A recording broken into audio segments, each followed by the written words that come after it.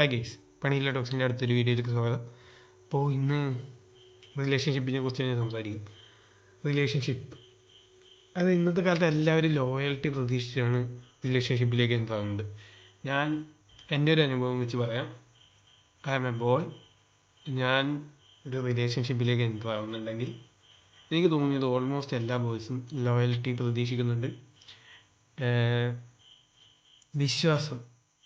But I don't think, എന്താ വെച്ചാൽ ഇപ്പോഴത്തെ ഗേൾസിൽ നിന്നത് കിട്ടുന്നുണ്ടോ എന്നൊരു സംശയം എനിക്കുണ്ട്. ഇപ്പോഴത്തെ ഗേൾസിനെ വിശ്വസിക്കാൻ പറ്റുമോ? ഓൾമോസ്റ്റ് എല്ലാ റിലേഷൻഷിപ്സും ബ്രേക്കപ്പ് ആവുന്നത് ഒരു ഗേൾ അല്ലെങ്കിൽ ഓപ്പോസിറ്റ് നിൽക്കുന്ന ഒരാൾ കാരണമായിരിക്കും. ചിലപ്പോൾ നമ്മളധികം സ്നേഹിച്ചു എന്നൊക്കെ പറഞ്ഞു പോകുന്നതാണോ? എന്തുകൊണ്ട് എല്ലാ സ്ഥലത്തും സ്ത്രീ മാത്രം ട്രോളാകപ്പെടുന്നത്?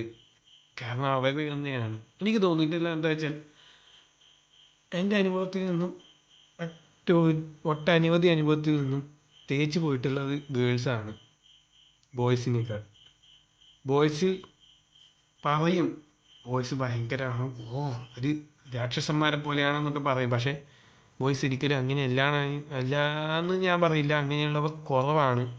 ഓൾമോസ്റ്റ് എല്ലാ ബോയ്സിനും ലോയലായിട്ടുള്ള ഗേൾ ഫ്രണ്ട്സിനെ വേണം എന്നാണ്. അവർക്ക് ഇങ്ങനെ ഒരു തേപ്പ് കിട്ടുമ്പോൾ അവർ ഭയങ്കരമായിട്ട് ഡൗൺ ആവും അറ്റ് എൻഡ്. അതായത് സെൽഫ് റെസ്പെക്റ്റ് മറന്ന് കാല് പിടിക്കുന്ന ഒരവസ്ഥയാവും. നീ പോവല്ലേ എന്ന് പറഞ്ഞിട്ട് ആ ഒരവസ്ഥയിൽ എത്തിച്ചിട്ടും ഗേൾസ് എന്താ ചെയ്യും? എൻ്റെ സുഖം, എൻ്റെ സന്തോഷം. അവർ പെട്ടെന്ന് റിക്കവർ ആവും.